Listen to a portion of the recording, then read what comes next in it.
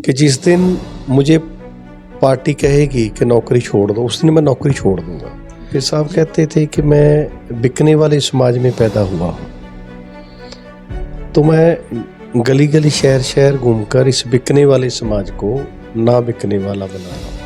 दिल्ली के केंद्रीय ऑफिस में पहली बार उनके दर्शन करवाए, क्योंकि कांग्रेस, बीजेपी, इन सब मनुवादी पार्टियों ने ऐसा एक प्रचार शुरू किया था कि मान्यवर साहब कांशीराम जी को कैद किया हुआ है।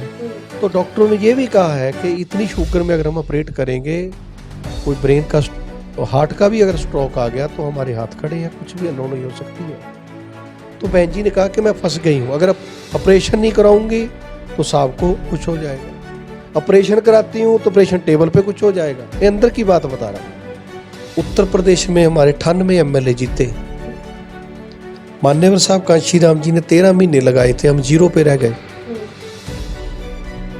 और जब 0 रिजल्ट आया तो मान्यवर साहब इतना दुखी हुए, इतना रोए, इतना दुखी कि अपने कमरे का दरवाजा बंद कर दिया। और 3 दिन कोई पूछता था दरवाजा, ऑफिस का सेक्रेटरी, कि साहब चाय ले लो, पानी ले लो, रोटी खा लो, तो साहब ने ना चाय, ना पानी, ना रोटी। कि पंजाब वालों, आपने मुझे कुर्सी के ऊपर बैठने के लायक नहीं छोड़ा है, अब मैं कुर्सी पे नहीं बैठूंगा। तो साहब बैठ के नीचे रोते रहे और फिर साहब को बहन जी ले गए। वो चीज़ें बहुजन समाज पार्टी नहीं करती है, धरना नहीं करती है, रैलीज नहीं करती है, वो चीज़ें आप कर रहे हैं। तो ये कैसे कि आपको इतनी कैसे छूट मिली है? पंजाब में उत्साह जो था बसपा को लेकर, कभी सत्ता में आएंगे, कभी जीतेंगे, 25 साल से जीते ही नहीं थे। 2022 को 25 साल पूरे हो गए थे। पिछली जो जीत मिली थी 1997, और सरकार लागू नहीं कर रही। उस समय कांग्रेस की सरकार थी, हम कहते थे कांग्रेस मुर्दाबाद। तो हम कोई विरोध प्रदर्शन, कोई रैली नहीं निकालते थे। बहन जी जिंदाबाद करने के लिए सड़क पे निकलते थे, बसपा को जिंदाबाद करने के लिए सड़क को रोकते नहीं थे, सड़क को घेरते नहीं थे। अंधेरी कहे मैं, बारिश कहे मैं। हमने कहा ठीक है भाई, हम घेरेंगे तो जरूर, हम बारिश से भी नहीं रुकेंगे, अंधेरी से भी नहीं रुकेंगे। तो वो जो पूरी वीडियो है वो फुल बारिश और फुल अंधेरी में, तो भगवंत मान का घर घेर लिया। तो राहुल गांधी कहीं उधर आ गया संगरूर में, हमने घेर लिया उसको, तो पुलिस प्रशासन के हाथ पांव भूल गए। तो हमने इनको पूछा कि भाई बीजेपी वाले जय भीम क्यों बोल रहे हैं, क्या तुम्हारा जय श्री राम कमजोर हो गया है? जो आपको मोड़ भागवत जी ने शिक्षा दी है, आपको संघ ने शिक्षा दी है, आप जय श्री राम बोलो। तो जय भीम, मैं हूं इंजीनियर स्नेहा और आप देख रहे हैं नेशनल चौपाल।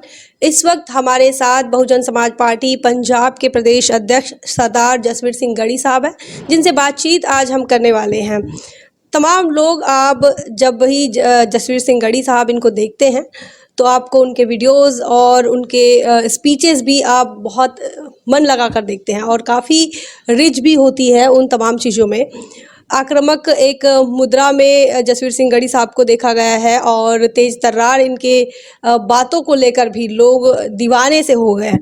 तो बहुजन समाज पार्टी का जब भी जिक्र होता है और जब पंजाब का जिक्र होता है तो सरदार जसवीर सिंह गढ़ी इन्हें बहुजन समाज के लोग काफ़ी फ़ख्र से याद करते हैं और उन्हें उनके जो भी वीडियोज़ होते हैं, जो भी उनके स्टेटमेंट्स होते हैं, सारी चीज़ों को बहुजन समाज के लोग जो है वो काफ़ी मान्यता भी देते हैं। तो ऐसे में आज हमारे साथ वही तेज तर्रार नेता और आक्रामक मुद्रा में हमेशा बहुजन समाज की बात को उठाने वाले, आवाज़ बुलंद करने वाले नेता हमारे साथ हैं। उनसे बातचीत आज करेंगे हम, उनसे उन तमाम मुद्दों पर बात करेंगे, तमाम उन विषयों पर बात करेंगे जो साइड कभी बहुजन समाज के लोगों ने नहीं देखी। हम हमेशा उन्हें बहुजन समाज पार्टी के नेता के रूप में देखते हैं, बहुजन समाज पार्टी के प्रदेश अध्यक्ष के रूप में देखते हैं और हम उनकी वो साइड देखेंगे जो एक नेता बनने से पहले और किस प्रकार से उनका जीवन रहा, वो तमाम चीज़ों पर आज हम चर्चा करेंगे। तो बहुत बहुत स्वागत है गढ़ी साहब। सबसे पहले तो हमारे दर्शकों के लिए कोई संदेश है तो बताइए। नेशनल चौपाल और पूर्व में द थिंक और पूर्व में और प्रेजेंट में इंजीनियर स्नेहा, आपका, आपके दर्शकों का, सबको मेरी जय भीम, जय भारत। आपने लंबी चौड़ी भूमिका में मेरे जैसे छोटे से आदमी के बारे में बहुत कुछ बड़ा बोला। ना तो हम नेता हैं, छोटे से कार्यकर्ता हैं, और बड़ी बड़ी बातें, तेज तरारी। मान्यवर साहब कहते थे कि मैं नलायक समाज में पैदा हुआ हूँ। मान्यवर साहब कांशीराम को पूछा कि साहब कांशीराम जी, आप ये दर दर घूमते हैं, गांव गांव, शहर शहर, तो क्या करते हैं? तो साहब कहते थे, मैं नलायक समाज में पैदा हुआ हूँ, इनको लायक बनाने के लिए काम कर रहा हूँ।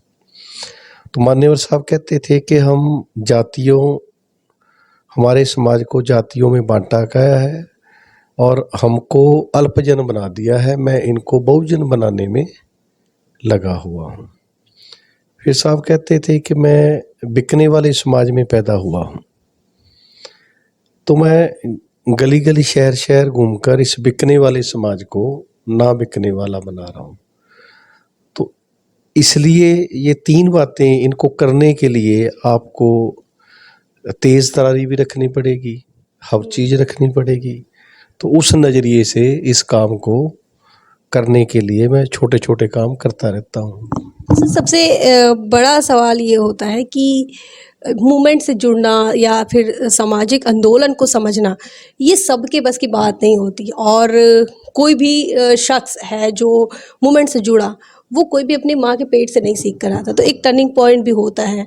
तो क्या ऐसा कोई टर्निंग पॉइंट आपकी लाइफ में है? बचपन में मुझे याद है कि जब मैं 6th 7th 8th 9th, ये 4-5 साल मैं चंडीगढ़ में पढ़ा, CBSE बोर्ड। तो 7th में वहाँ पर एक पार्लियामेंट सेशन स्टूडेंट्स का लगा। तब नरसिम्हा राव की सरकार थी, तो एक पक्ष वाले सत्ता पक्ष थे, हम ओपोजिशन पक्ष में बैठे थे। क्योंकि तेज तरारी थी उस समय भी, वो फोटो कहीं मिल जाएगी तो मैं, अगर आप 2-4 दिन के बाद इसको लोड करेंगे, मैं फ़ोटो भेजूंगा आपको। तो विरोधी पक्ष की बेंचों पे हम बैठे हैं उस समय। 6-7 का मतलब ये है कि मैं, ये 1990 के करीब की बात होगी। तो टर्निंग पॉइंट के नज़रिए से तो यही है कि बचपन से ही सत्ता पक्ष और विरोधी पक्ष का गेम खेलते रहे हैं, और इस गेम में जब मान्यवर साहब कांशीराम जी को 96 में पहली बार सुना तो +2 कर रहे थे। तो उसके बाद साइंस ग्रेजुएशन करने का मुझे मौका वहीं से मिला जहां मान्यवर साहब कांशीराम गवर्नमेंट कॉलेज रोपड़ से पढ़े हैं। तो फिर वहीं से ही 2000 में जब स्टडी का पूरा हुआ थोड़ा पहला भाग, तो हम केडर कैंप एक ज्वाइन किया, बाबा साहब को पढ़ा, फिर फूले शाहू अम्बेडकर। तो मेरे इलाके के लोग, बड़ाचौर विधानसभा है पंजाब में, तो बड़ाचौर विधानसभा वही है जहां मान्यवर साहब कांशीराम का एंगेजमेंट हो रखा था, जिस मंगनी को तोड़ा गया था। तो मेरे बारे में मेरे इलाके के लोग कहते थे, इसने फूले शाहू अम्बेडकर ये सारी डिग्रियां महापुरुषों को पढ़ने की 1 साल में पूरी की हैं। अच्छा। इतनी जल्दी, इतनी तेजी से। तो तेजी तरारी सीखने में भी थी, तो इम्प्लीमेंट करने में भी है। तो फिर 2001 में मान्यवर साहब कांशीराम जी, जब मैं उसी साल मैं सर्विस पे आया 2001 में, और 21 वर्ष की उम्र थी मेरी, एनिमल हस्बेंड्री डिपार्टमेंट में एज ए वेटरनरी इंस्पेक्टर, जिसका जब मैं पोस्ट को छोड़ा, मैं तो वेटरनरी इंस्पेक्टर की पोस्ट पे था। 18 साल 5 महीने की सरकारी नौकरी जब मैं पूरी करी, तो अभी 18 साल 5 महीने की बाकी थी, 2037 में रिटायरमेंट थी।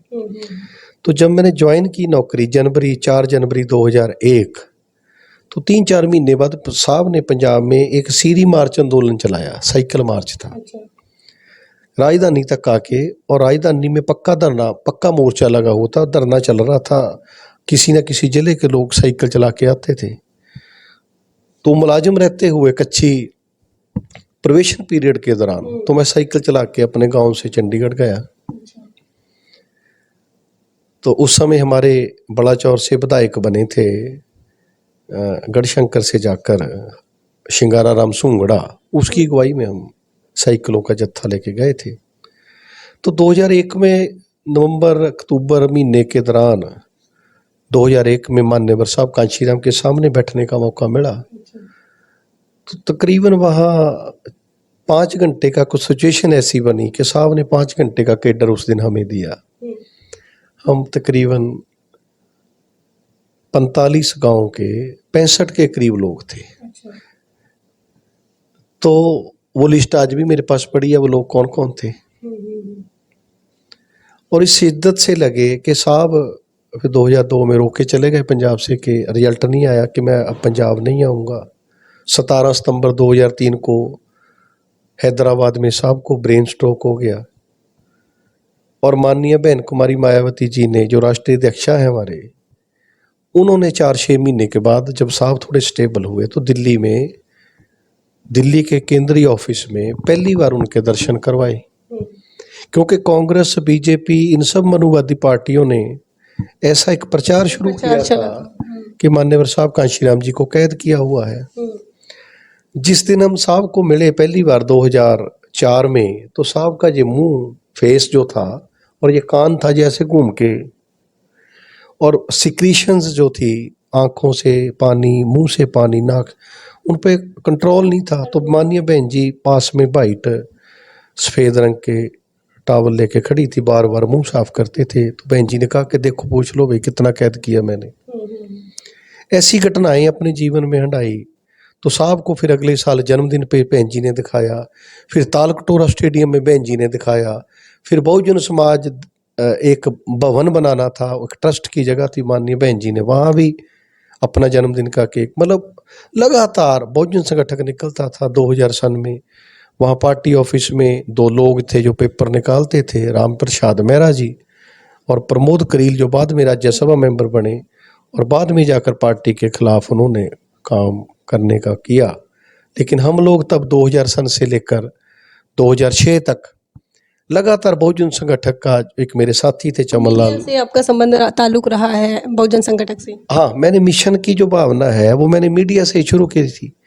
तो मेरे साथी थे चमनलाल चनकोवा जी, मेरे से सीनियर थे, उनकी अगुवाई में हमने वो चंदों का काम शुरू किया था। वो 5-5 पेपर हर महीने भेजते थे। फिर जब हम दोनों की टीम इकट्ठी हुई तो हम 50, 100, 250, 500 पेपर भी एक बार भेजा। इतना तेजी से काम, इतनी तेजी से। तो हमने एक बार पूछा था मेरा साहब के देश के किस जिले में सबसे ज़्यादा पेपर जाते हैं बहुजन संगठक। उन्होंने कहा, उस समय मुझे बांगड़ साहब कहते थे कि बांगड़ साहब ये सरनेम लगता था मेरा, कि वो बम्बे में जाते हैं तो आप उसका मुकाबला नहीं कर सकते। बम्बे एक स्टेट के बराबर लोग रहते हैं, बम्बे में हो सकता 3-4 करोड़ लोग रहते हो, आपका तो जिला छोटा सा है। हमने दिल में बात बिसाई आ गए 3 महीने में। तो मेरा हमें बता रहा था राम प्रसाद मेहरा जी के गढ़ी भाई आपका जो जिले में, देश में अब सबसे ज़्यादा जो पेपर कहीं जा रहा है वो आपके जिले में जा रहा है। इतना हमने गांव घर घर घूम के वो केडर की तैयारी करते थे, केडर कैंप लगाते थे रातों को जा के। छोटी उम्र थी, 20-22 की उम्र में केडर कैंप लगाने लग गए। और ये केडर कैंप हमारे लगातार पंजाब में, हरियाणा में, चंडीगढ़ में ये लगते रहते थे। और 2019 में माननीय बहन जी ने फिर बड़ी जिम्मेवारी दे दी कि आप इस्तीफा दो और ये पार्टी का काम संभाल लो। 19 में आपने इस्तीफा दिया? 3 जून जिस दिन हमारी यूपी में सरकार बनी थी, जिस तारीख को 3 जून 1995 को यूपी में हमारी पहली बार सरकार बनी और मनुवादी व्यवस्था 185 BC में मनुस्मृति लागू हुई इस देश में। और मनुस्मृति के बाद जब हमारा आखिरी राजा बेदरथ का कत्ल हुआ, पुष्प संघमित्रा, जो बाबा साहब अम्बेडकर ने revolution and counter revolution volume में लिखा, उसके बाद जो हमारी सरकार बनी वो मान्यवर साहब कांशीराम और बहन कुमारी मायावती जी की सांझी अगुवाई में आंदोलन की जो की उन्होंने अगुवाई, तो वो 3 जून 1995 को बनी। और मेरा सौभाग्य है कि माननीय बहन कुमारी मायावती जी ने, जो मुझे भी पंजाब प्रदेश का अध्यक्ष लगाया, वो 3 जून को लगाया, 3 जून 2019 को। अच्छा। और जिस दिन मैं लगा उस दिन मैं 39 वर्ष का, 38 या 39 वर्ष का, इंडिया का किसी भी नेशनल पार्टी का सबसे यंगेस्ट प्रेसिडेंट था। माननीय बहन जी का आशीर्वाद है। तो सर ये 96 में आप मूवमेंट से परिचित होते हैं, उसके पहले का क्या सिनेरियो रहा, स्टूडेंट लाइफ कैसी रही और फैमिली में कैसा बैकग्राउंड रहा? फादर साहब मेरे पार्टी के बहुत ज़्यादा भगत थे, बहुत भगत थे, इतने भगत थे जब हम चंडीगढ़ में रहते थे, वोट हमारी गांव में थी। अच्छा। तो वोटों वाले दिन वो छुट्टी करते थे, काम धंधा बंद करते थे, हम खड्डी का काम करते थे, चद्दर दरी बनती थी हमारे घर पे, खड्डी का काम होता था। तो उस वोट डालने आया करते थे और हमें बचपन में पता लग गया था कि वोट हाथी को डालनी है, क्योंकि वो डब्बे में बेल्ट पेपर पड़ता था तो हम कहते थे हमें भी वोट डालनी है। तो मेरे फादर साहब उसको कहते थे ऑफिसर को, पोलिंग ऑफिसर को, कि यहाँ हाथी लिख के इसको कागज का टुकड़ा दे दो तो ये कागज का टुकड़ा उसमें डाल देगा। तो हम कागज का टुकड़ा हाथी लिख के डालते थे। अच्छा। तो लेबर मैन थे बाप मेरे फादर साहब, और उन्होंने इतनी मिन्नत से हमको पढ़ाया। वो एक ही बात हमें दे पाए कि हमें हाथी को वोट डालनी है। मेरे ताया जी पंजाब पुलिस में थे। अच्छा। और उनके जो ब्रदर इन लॉ थे वो भी पंजाब पुलिस में थे, और दोनों बामसेफ से बहुत जुड़े हुए थे। हमारे घर में जो सबसे पहली फ़ोटो है वो हमने 82-83 जब 2-3 साल के थे तो वो नीले कोट वाली टाई डाल के, एक तो वो हमारे घर फ़ोटो लगी होती थी, दूसरी फ़ोटो लगी होती थी कि ग्रिटेन ब्रिटेन की एक बाबा साहब अम्बेडकर सोसाइटी है, उन्होंने कैलेंडर बना के पूरे पंजाब में बंटे थे। तो उन सालों में तो उसमें बाबा साहब अम्बेडकर पतली सी पतलून डाल के ऊपर ओवरकोट डालकर ऐसे किताब संविधान लेके खड़े हैं, एक वो कैलेंडर लगा होता हमारे घर। मतलब 82-83 में जब पीले बल्ब होते थे, घर की दीवारें भी कच्ची थी।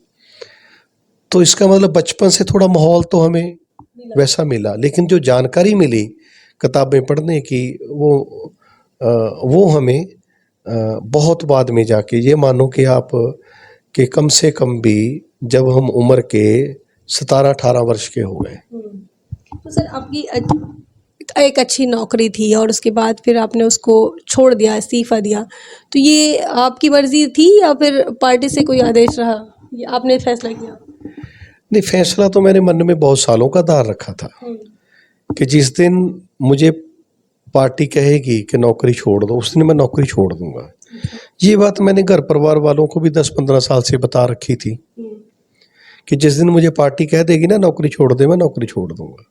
तो घर वाले मुझे डांटा करते थे कि भूखा मर जाएगा, बच्चे कैसे पालेगा।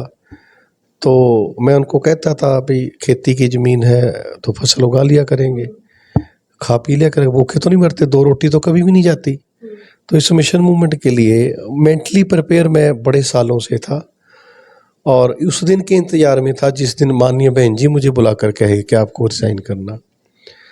तो वो जो दिन आया, वो पंजाब के इंचार्ज थे श्री रणधीर सिंह बेनीवाल जी, अब भी हैं, उनकी अगुवाई में वो दिन, उनके दिशा निर्देशन में ये दिन आया।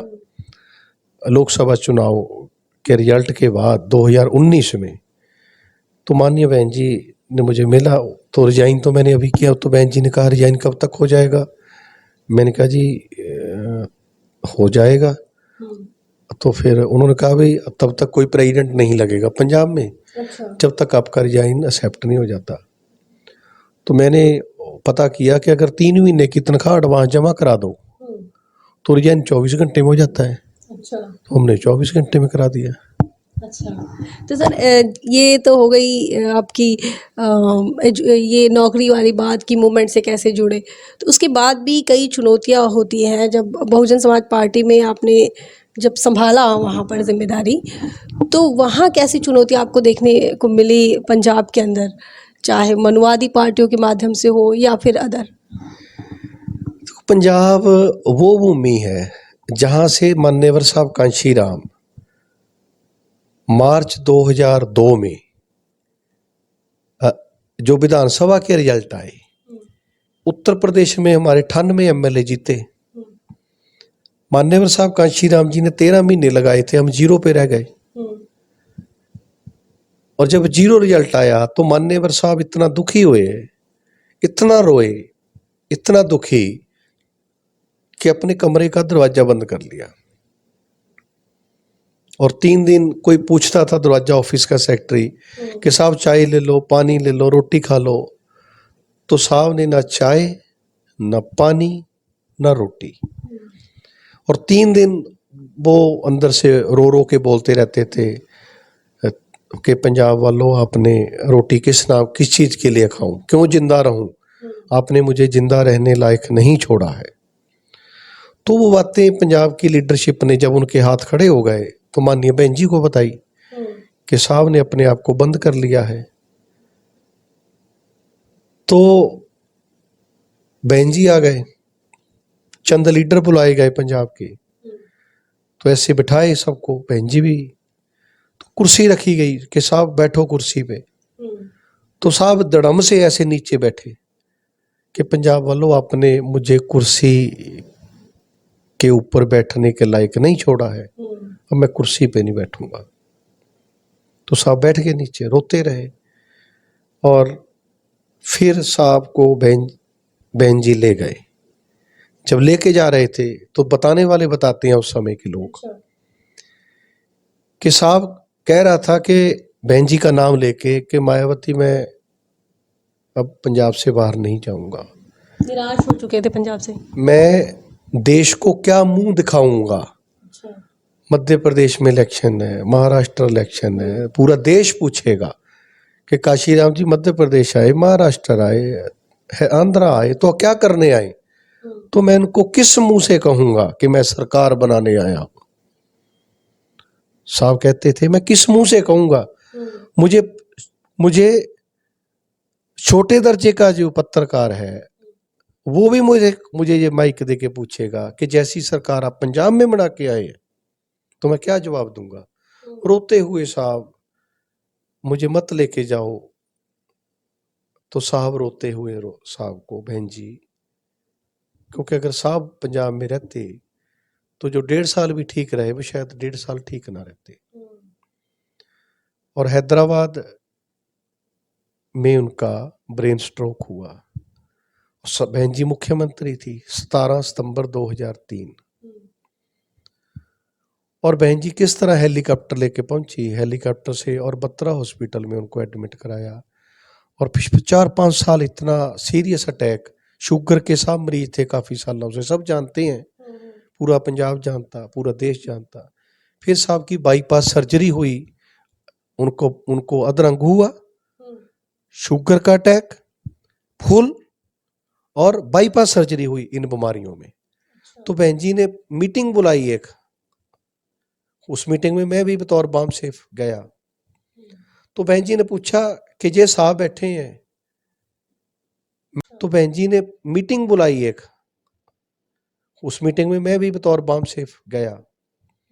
तो बहन जी ने पूछा कि ये साहब बैठे हैं, मेडिकल रिपोर्ट ये कह रही है कि साहब को शुगर बहुत ज्यादा है। ये वैसे ही पता था क्योंकि पंजाब में सब लोग मीठा देते थे, तो साहब पहले खुद टीका लगाते थे। 3 टाइम शुगर, इंसुलिन, तो फिर खाना खाते थे। तो बहन जी ने कहा कि ये ब्रेन स्ट्रोक हो रखा, एक साइड इनकी टोटली डेड हो गई है, अब इनकी बाईपास सर्जरी होनी। अंदर कार्डियो ने कहा है कि इनकी सभी नाड़ियां ब्लॉक हैं। तो डॉक्टरों ने ये भी कहा है कि इतनी शुगर में अगर हम ऑपरेट करेंगे, कोई ब्रेन का, हार्ट का भी अगर स्ट्रोक आ गया तो हमारे हाथ खड़े हैं, कुछ भी अनहोनी हो सकती है। तो बहन जी ने कहा कि मैं फंस गई हूं, अगर ऑपरेशन नहीं कराऊंगी तो साहब को कुछ हो जाएगा, ऑपरेशन कराती हूं तो ऑपरेशन टेबल पे कुछ हो जाएगा। ये अंदर की बात बता रहा मैं। तो आप 1000-1500 लोग साहब बहन जी ने मेन लोग बताए कि आपकी जानकारी में दे दिया। अब आप पूरी पार्टी के मालिक बैठे, कोई जिला अध्यक्ष बैठा, कोई विधानसभा का अध्यक्ष बैठा, कोई स्टेट बॉडी का मेंबर बैठा, कोई स्टेट बॉडी का वाइस प्रेसिडेंट बैठा, कोई स्टेट प्रेसिडेंट बैठा, मतलब मेन लोग बहन जी ने बुलाए। तो बताओ मैं क्या करूं। तो पूरे इंडिया की लीडरशिप ने बहन जी को आकर ये कहा कि बहन जी आप साहब का ऑपरेट कराइए। तो ब्रेन, वो ओपन हार्ट सर्जरी हुई, वही हुई हैदराबाद में। नो, ये तो दिल्ली की बातें हैं।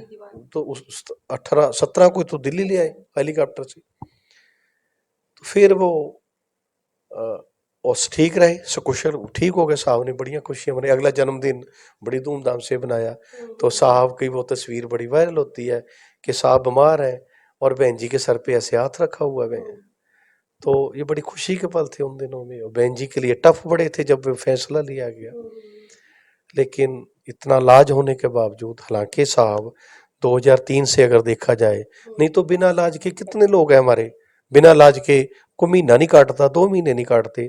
तो 17 सितंबर से अगर गिना जाए 2003 से, तो 4, 5, 6, 3 साल से ज्यादा, 3 साल, 3 साल और तकरीबन 15-20 दिन साहब जिंदा रहे।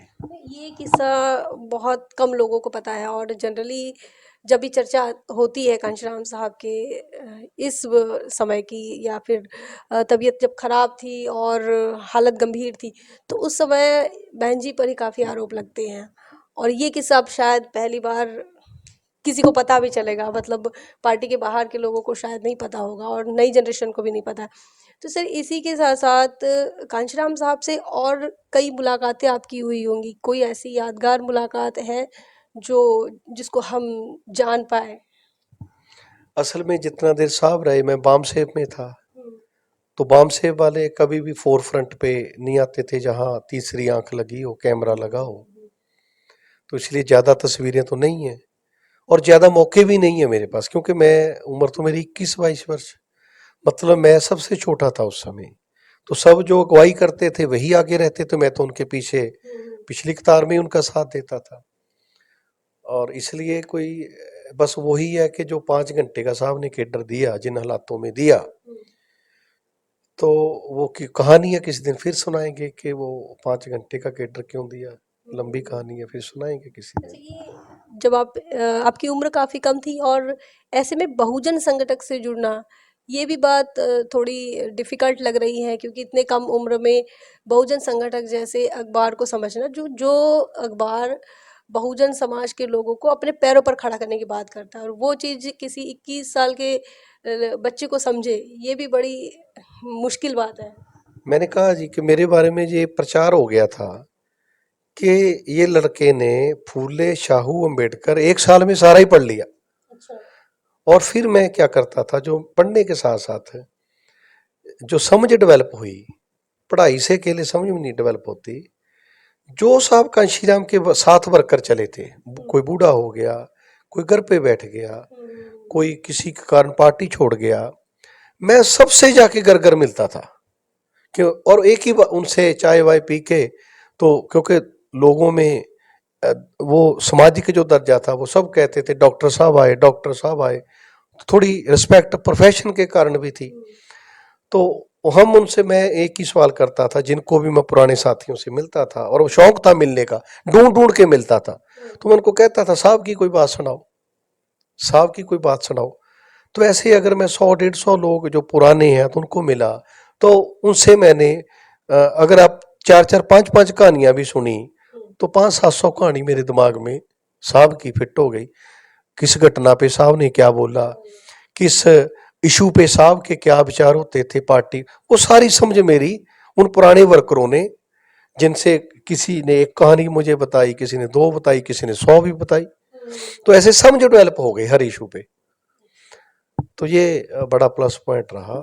सर, ये अब बसपा में आपकी, जब जब से आप बसपा के प्रदेश अध्यक्ष बने हैं, उसके बाद आपके जो एक्टिविटीज़ देख रहे हैं, और पूरा देश देख रहा है इस चीज़ों को, तो उसमें आपका वो बुलेट पर चलने वाली जो वीडियोस है, वो लोगों ने देखी, और बाइक रैली थी शायद वो, और उसके बाद आपने भगवंत मान के घर का भी घेराव किया। तो काफ़ी जो प्रदर्शन है, वो चीज़ें बहुजन समाज पार्टी नहीं करती है, धरना नहीं करती है, रैलीज नहीं करती है, वो चीज़ें आप कर रहे हैं। तो ये कैसे कि आपको इतनी कैसे छूट मिली है? नहीं, छूट नहीं मिली। पंजाब में मूवमेंट बिल्कुल जीरो पे हो गई थी। पंजाब में उत्साह जो था बसपा को लेकर कि कभी सत्ता में आएंगे, कभी जीतेंगे, 25 साल से जीते ही नहीं थे जी। 2022 को 25 साल पूरे हो गए थे। पिछली जो जीत मिली थी 1997 1997 तो 2022 में चुनाव था। पार्टी को उठाना बहुत जरूरी था। तो पार्टी को उठाने के लिए हम लोग हर जिला और हर लोकसभा कोई इशू आता था, जैसे विद्यार्थियों का पोस्ट मैट्रिक स्कॉलरशिप है, तो हमने ये प्रोग्राम बनाया कि पंजाब के लोगों ने जो हमारी पार्टी का पिछला 15-20 साल का समय रहा, तो वो साहब को याद करते हैं, साहब के मिशन को याद करते हैं। तो बहन कुमारी मायावती जी का वो बहुत सारी बातें थी जो इनको लेकर उनमें काफ़ी कन्फ्यूजन रहती थी। तो हमने प्रोग्राम बनाया कि कोई इशू होगा तो हम ऐसे 1000-2000 लोग से लेके सड़क पे उतरेंगे। तो बहन कुमारी मायावती जी जिंदाबाद, साहब कांशी राम अमर रहे, बीएसपी जिंदाबाद।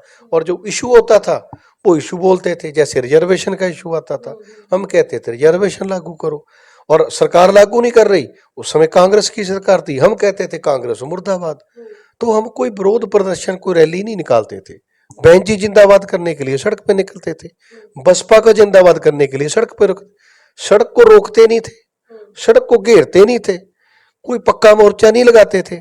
सिर्फ अपनी बहन जी को, अपने राष्ट्रीय नेता को बड़ा करने के लिए नीले झंडा की अगुवाई में हम मुद्दा हर एक उठाते थे। और मान लो जैसे नकली शराब आई तो दलित और गरीब जनरल वर्ग के वो मर गए लोग, सरकार ने 5-5 हजार का उनको एक्सग्रेशिया ग्रांट दिया। हम जब सड़क पे आए 5 दिन कोई सुनवाई नहीं हुई, तो फिर सरकार मृतकों और जो मरे थे उनको 50-50 हजार दे रही थी। लेकिन जब हम सड़क पे उतरे नीला झंडा लेके, जब हमने नारा लगाया कि बहन कुमारी मायावती जिंदाबाद, नकली शराब बेचने वाले मुर्दाबाद, और व्यापारियों से मिली कांग्रेस सरकार मुर्दाबाद, तो वो डर गए। तो कैप्टन सरकार जो 5 साल से घर से नहीं निकली थी, हमारे वहां पहुंचने से पहले इधर हम मोटरसाइकिल निकले 6 किलोमीटर लंबा काफिला लेके, तो उधर कैप्टन हेलीकॉप्टर लेके निकला। तो वहां पर 5-5 लाख रुपए मृतकों को, 50-50 हजार रुपया हॉस्पिटल में भर्ती लोगों को, और एक सरकारी नौकरी मृतकों को दे के आया। तो बहन जी तो जिंदाबाद होगी। उसको आप रैली का नाम दो, उसको आप प्रदर्शन का नाम दो, उसको आप मोर्चे का नाम दो, तो समाज के साथ तो खड़ना ही पड़ेगा। अब जैसे अनमोल गगनमान कैबिनेट मंत्री है आज सरकार में, अभी उसको निकाला इस 2-4 दिन पहले, उसकी बड़ी तूती बोलती थी, उसको चुटकी मुख्यमंत्री कहते हैं, चुटकी, ऐसे चुटकियां बजा के बात करती थी। तो वो कहती थी एमएसपी तो हम 5 मिनट में लागू कर देंगे, तो उसका नाम ही ऐसे पड़ गया। तो उसने बोल दिया कि बाबा साहब अम्बेडकर के संविधान के बारे में गलत। तो आम आदमी पार्टी बोली नहीं। आम आदमी पार्टी का पंजाब का प्रेसिडेंट था भगवंत मान, हमने कोठी घेर ली। उस दिन बारिश आ गई, अंधेरी आ गई, और हम कम से कम 2000 के करीब बच्चे, औरतें, बूढ़े और आम लोग, अंधेरी कहे मैं, बारिश कहे मैं। तो हमने कहा ठीक है भाई, हम घेरेंगे तो जरूर, हम बारिश से भी नहीं रुकेंगे, अंधेरी से भी नहीं रुकेंगे। तो वो जो पूरी वीडियो है वो फुल बारिश और फुल अंधेरी में, तो भगवंत मान का घर घेर लिया। अब जैसे विद्यार्थी थे, पोस्ट मैट्रिक स्कॉलरशिप का हमने हर जिले में कह दिया कि हर जिले में नीला झंडा लेके बहन जी जिंदाबाद का नारा लगाएंगे, और पोस्ट मैट्रिक स्कॉलरशिप लागू करो ये नारा लगाएंगे, कांग्रेस मुर्दाबाद ये नारा लगाएंगे, और बसपा जिंदाबाद है ये नारा लगाएंगे। तो हम 2000 लोगों को लेके, 1000 लोगों को लेके, नीले झंडे लेके सड़क पे निकल आते थे, और प्रोग्राम बना दिए 2-2 दिन छोड़ के, 1 हफ्ते में 2 प्रोग्राम करने, और कांग्रेस पे दबाव बनाना भाई पोस्ट मैट्रिक ये स्कीम विद्यार्थियों की लागू हो। तो कांग्रेस ने हाथ खड़े कर दिए, जी केंद्र फंड नहीं दे रहा। हमने कहा कोई बात नहीं, तुम्हारे पास तो फंड है स्टेट का। बोले स्टेट से दे नहीं सकते, ये तो सेंटर की स्कीम हुआ। तो राहुल गांधी कहीं उधर आ गया संगरूर में, हमने घेर लिया उसको। तो पुलिस प्रशासन के हाथ पांव भूल गए।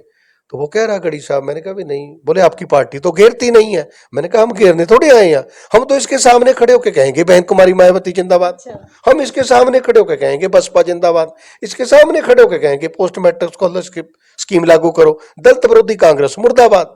जब हमने ये 6 घंटे कैर की धूप में, जैसे धूप ने उस 6 घंटों में हमारा चेहरा झुलस दिया था, झुलस ऐसे झुलस दिया था कि ये फुल मतलब ये हो गया था मेरा, इतना मतलब वो गर्मी थी उस दिन। लेकिन हमें खुशी इस बात की है कि हमने समाज के गरीब विद्यार्थियों की लड़ाई लड़ी, और 2 दिन के बाद कांग्रेस ने BR Ambedkar post matric scholarship scheme Punjab लागू करी, ऐलान किया, डिक्लेयर किया, और भारतीय जनता पार्टी डर गई। उन्होंने कहा कि जी हम फंड पूरे कराएंगे।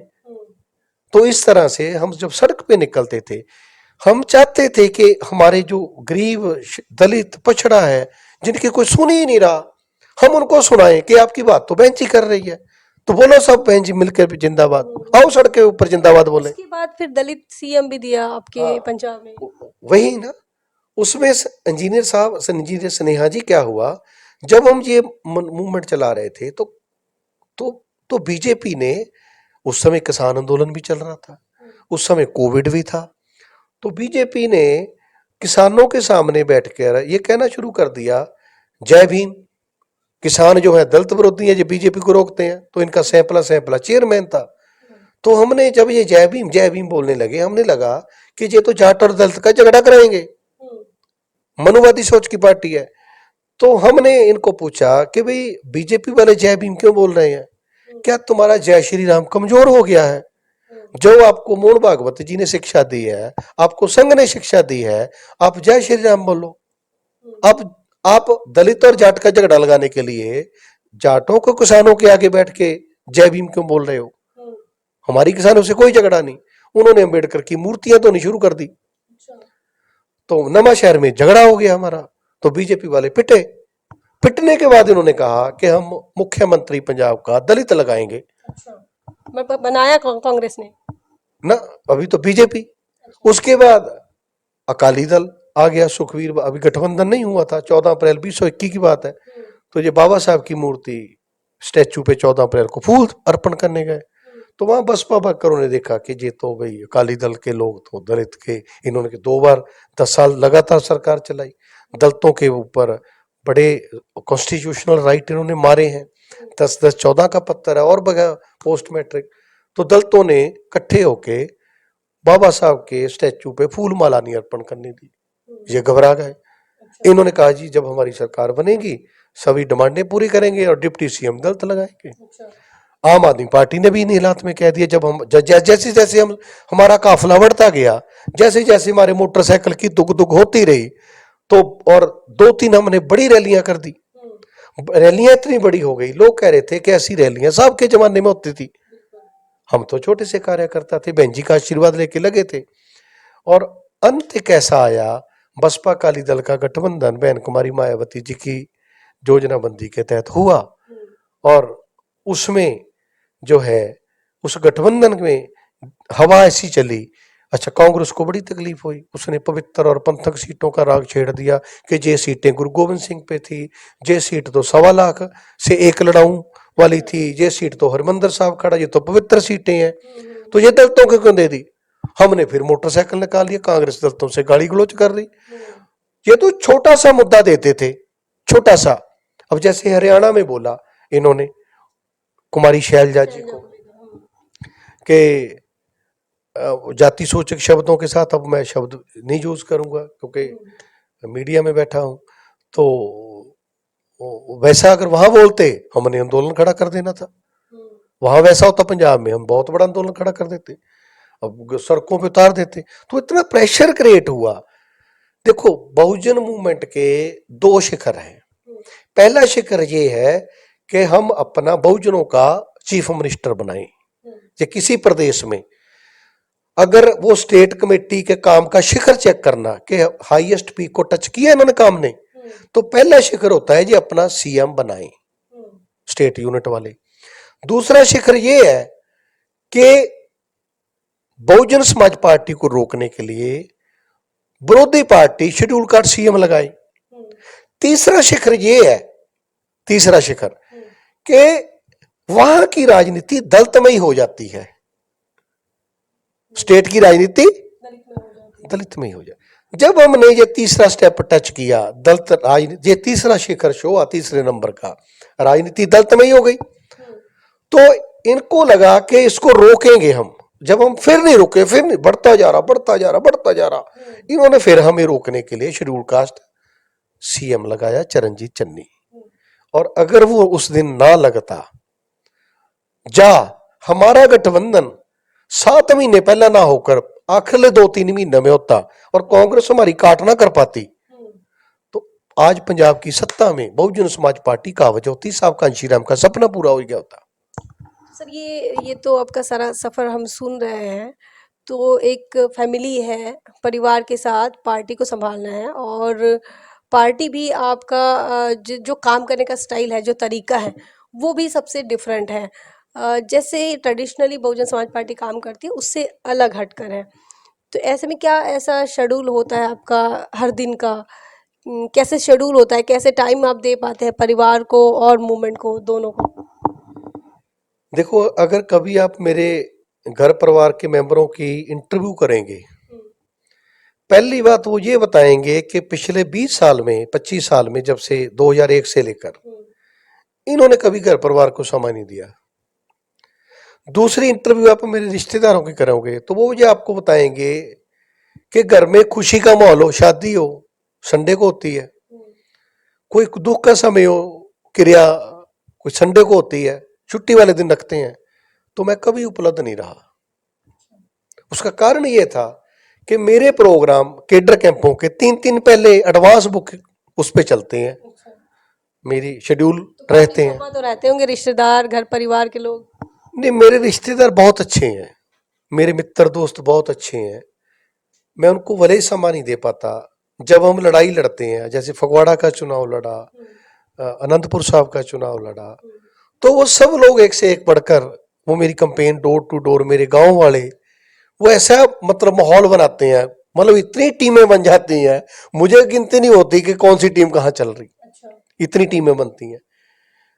लेकिन ये तो मैं इंटरव्यू की मतलब बता रहा ना कि मेरा शेड्यूल क्या। और इसी तरह जब से मैं प्रेसिडेंट बना हूं, मैं 24 घंटे का वर्कर हूं। पहले तो मैं वीकली जाता था, जॉब करता था, 52 संडे, 52 सैटरडे, और 25 होती थी गस्टर छुट्टी, और 15 होती थी सीएल, और 15 मिलती थी अर्नड लीव। जब मुलाजिम रिटायर होता है ना, उसको लाखों रुपए अर्नड लीव का मिलता, कमाऊ छुट्टी का, तो गड़ी को नहीं मिला, क्योंकि मैं छुट्टियां लगा चुका था ऐसे ही। जब मेरे पास छुट्टियां जमा हो जाती थी, मैं छुट्टियां लेके फील्ड में घूमता था, तो साल का 125-150 दिन लगाता था। लेकिन जब से मैं प्रेसिडेंट बना हूं, तो मैं, अब जैसे मेरी आधी फैमिली बाहर है विदेश में, तो अभी मैं 20 दिन पूरी मतलब ये पहली बार मैं गुजार के आया उनके साथ फ्री माइंड समय। अभी जब आया 23 को मैं आया वहां से वापस, 3-4 को गया था, 19-20 दिन रहा, और 4 को जिस दिन मैं यहाँ 23 को आया, तो घर में मैंने बड़ा बैग उतारा जो एयरपोर्ट वाला होता है, तो छोटे बैग में 2 घंटे में कपड़े पैक किए, खाना खाया, नहाया धोया, और तब कहीं मैं इधर आया हूँ पिछले 8-10 दिन से। और लगातार यहाँ के इसमें संभली में, हालांकि यहाँ बहुत कुछ है जो पार्टी से अंदर की बातें डिस्कस करेंगे बैठकर, क्या क्या यहाँ देखा हमने, पार्टी को रिपोर्ट देंगे, लेकिन हाँ तब का हूँ यहीं पे। तो सर ये हरियाणा के विधानसभा चुनाव में भी आप हैं और लगातार आपके पास जिम्मेदारियां हैं। क्या कुछ लग रहा है? यहाँ भाजपा की 10 साल की सरकार रही है, कांग्रेस भी अब दावा ठोक रही है कि अब भाजपा के बाद हम हैं। वही बसपा और इन लोगों का गठबंधन है। क्या देख पा रहे हैं आप समाज में? अभी आपका दौरा चल रहा है, घूम रहे हैं लगातार। कैसे, क्या चुनौतियां है बसपा के सामने या इन लोग के सामने? देखो, सबसे बड़ी चुनौती यही है कि जितना काम बसपा का वर्कर करता है, बसपा की लीडरशिप करती है, वो सदियों से मीडिया के माध्यम से उसको छुपा लिया जाता है, उसको मीडिया नहीं दिखाता है। लेकिन हमारे बीच सोशल मीडिया आ गया, यूट्यूब बाबा आ गया, फेसबुक माता जी आ गए, ट्विटर बाबा आ गया, है ना, बाबा ही है हमारे लिए। हमारे लिए तो ये गुरु महापुरुष बन के आए, हमारे लिए तो मनुवादी मीडिया दुश्मन था, हमारी बात नहीं दिखाता था। हमारे लिए ये गुरु बन के आए, अवतार बन के आए, पीर पैगंबर औलिया बन के आए, हमारी बात को आगे बढ़ाने लग गए। हमें ये लगता है कि जितना काम हम कर रहे हैं, हमें मीडिया में, सोशल मीडिया में उसको फ्रेमवर्क में लाने के लिए, मान लो काशनंद जी ने बहुत मेहनत कर रहे हैं यहाँ पे, मैं देख रहा, हमारे राष्ट्रीय कोऑर्डिनेटर है। अभी मुझे लगता नहीं है कि 30-31 को उनकी उम्र टच हुई होगी, मुझे लगता नहीं है। तो इस उम्र में आके और इतनी गहराई से काम करना, जैसे सीएम उत्तर प्रदेश आदित्यनाथ जोगी जी ने बयान दिया कि हाथी का पेट बहुत बड़ा है जी, इसमें जो डालोगे वो कम ही कम है। तो कल हम साथ में थे, मैं और माननीय काशीनाथ जी, तो उनकी यात्रा के साथ चल रहे थे, तो हम खड़े थे ऊपर बस के, तो उन्होंने बयान दिया कि हाथी का पेट बहुत बड़ा है, भरेगा नहीं। बिल्कुल सही कहा जोगी जी ने, लेकिन जिस दिन हम कमल के फूल को खा जाएंगे उस दिन भर जाएगा, और हम खाएंगे चबा चबा के, आपको निगलेंगे नहीं। इससे बड़ा कोई बयान, इससे बड़ा काउंटर कोई पार्टी का नेता कौन कर सकता है? अब ये बात भी मनुवादी मीडिया नहीं दिखाएगा, नहीं सोशल मीडिया पे लगातार वो वीडियो वायरल हो मीडिया पे वो वीडियो वायरल हो रहा। हमें सोशल मीडिया, जो हमने 2 चुनाव लड़े, कमी देखी, अगर चुनाव न लड़ते तो संगठन में क्या क्या कमियां कैसे दूर होनी हम कभी भी समझ ना पाते। तो हमने उसमें देखा कि एक गांव के कम से कम 500 मोबाइल नंबर आपके संगठन के पास होने चाहिए। अगर एक असेंबली का 250 बूथ का संगठन है तो वो 500 के हिसाब से तो कम से कम 1 लाख नंबर बन जाता है। और 1 लाख नंबर को मैनेज कैसे करना, 1 लाख नंबर तक हमारे राष्ट्रीय नेता बहन जी रोज ट्वीट कर रही। बहन जी का हर हफ्ते में 3 बार यूट्यूब लिंक आता है कि आज फला मुद्दे पे फला बयान दिया बोलकर। बहन जी का प्रेस नोट आता है, और माननीय काशीनाथ जी और लगातार उनका सोशल मीडिया एक्टिव हुआ है। सोशल मीडिया पे एक्टिव हो गया, लेकिन वो बात वहां तक लेके जानी, गांव के अंतिम आदमी तक, गांव के अंतिम युवा तक, गांव के अंतिम मां बहन तक, वो बात कैसे जाएगी? हमारी पार्टी इतनी मेहनत कर रही है, हम आने वाले समय में ये चर्चा करेंगे अपने पार्टी के युवा नेता जी के साथ के इसके लिए हमें जरूर वो हमें रास्ता दिखाएंगे। और वो कमियां जो हैं वो क्योंकि पार्टी के अंदर बैठ के करने वाली बातें हैं, तो हम उनके साथ बैठ के करेंगे। और कभी भी कोई चीज संपूर्ण नहीं होती। जो चीज अक्टूबर में संपूर्ण है वो नवंबर में संपूर्ण नहीं होगी, उसमें कहीं कमी आ जाएगी। वो कमी दिसंबर में पूरी होगी, और जो कमी दिसंबर में पूरी हो गई पूरे जनवरी में फिर कोई ना कोई निकल आएगी।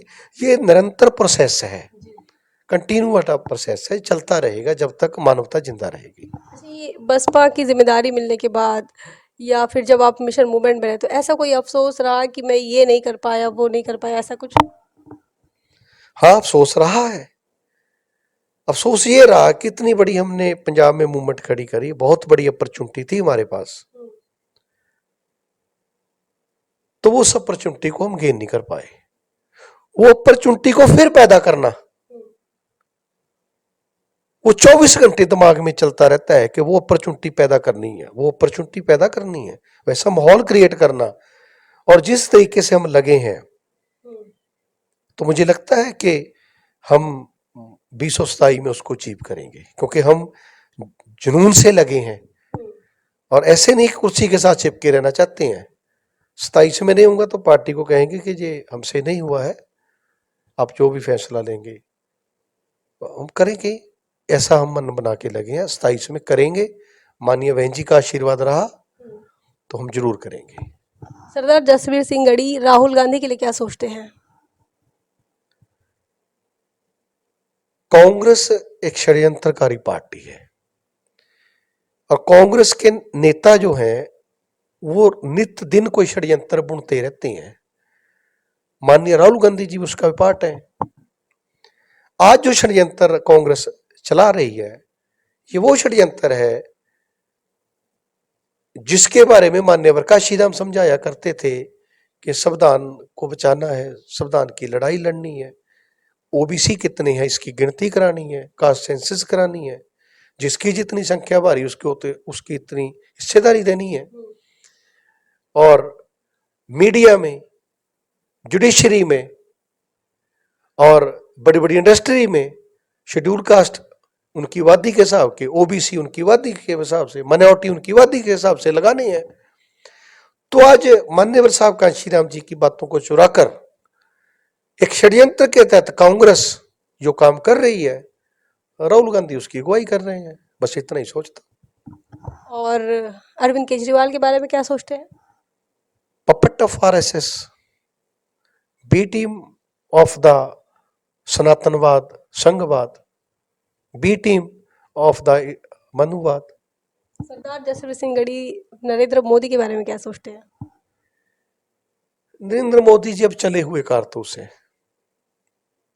चले हुए कारतूस हैं, और आने वाले चुनाव में बीजेपी का मलियामेट हो जाएगा। पंजाब के लिए क्या सोच के रखा है आपने अभी? शोकत जाने पीड़ पराई, जाके अंतरे दर्द ना पाई। वो नेता पंजाब की सत्ताधारी धਿਰ में शामिल खड़ा करना है दलित समाज का, जो लोगों की पीड़ समझता हो। आज तक पंजाब में वो लोग नेता बने हैं जो दूसरों की पीड़ नहीं समझते। तो गुरु रविदास जी महाराज ने कहा था कि वो नेता बनना चाहिए, शोकत जाने पीड़ पराई, जाके अंतरे दर्द ना पाई। वो नेता नहीं बनने चाहिए जो दूसरे की पीड़ नहीं समझ सकते। पीड़ा समझने वाला नेता पंजाब का सत्ताधारी बनकर आगे आए, और वो उनका आए जिनको हजारों वर्षों से कभी मौका नहीं मिला, चाहे दलित है, चाहे पछड़ा है, चाहे कम अकलियत के लोग हैं, तो वो आगे आए। ये हमारा पंजाब में लाना चाहते हैं हम जी। तो हमारे साथ बहुजन समाज पार्टी के पंजाब के प्रदेश अध्यक्ष श्री जसवीर सिंह गढ़ी थे, और उनसे लगातार हम बातचीत कर रहे थे। मिशन मूवमेंट की चर्चाओं से लेकर उन्होंने जो शुरुआत की मानवर कांशीराम साहब और बहन मायावती जी के साथ, उनके जो अनुभव रहे, वो तमाम चीज़ें उन्होंने साझा की है हमारे साथ। साथ ही कुछ ऐसे सवाल भी हमने पूछने की कोशिश की है और जानने की कोशिश की है कि कैसे उनका जीवन रहा है। तमाम चीज़ों को लेकर आपका क्या सोचना है, क्या मानना है। उन्होंने पंजाब के लिए काफ़ी खूबसूरत सोच रखी है, काफ़ी बड़ी सोच है कि वो पंजाब के लोगों को दुख मुक्त करना चाहते हैं, पीड़ा से मुक्ति दिलाना चाहते हैं। तो ये बहुजन समाज पार्टी और बहुजन समाज पार्टी के प्रदेश अध्यक्ष पंजाब के प्रदेश अध्यक्ष श्री जसवीर सिंह गढ़ी, इनकी यह सोच थी। क्या कुछ आपका मानना है, क्या कुछ आपका सोचना है, कमेंट सेक्शन में ज़रूर लिखिए। सरदार जसवीर सिंह गढ़ी के लिए आप क्या सोच रहे हैं, कमेंट सेक्शन में लिखिए, और बने रहे नेशनल चौपाल पर। तब तक के लिए जय भीम, जय भारत।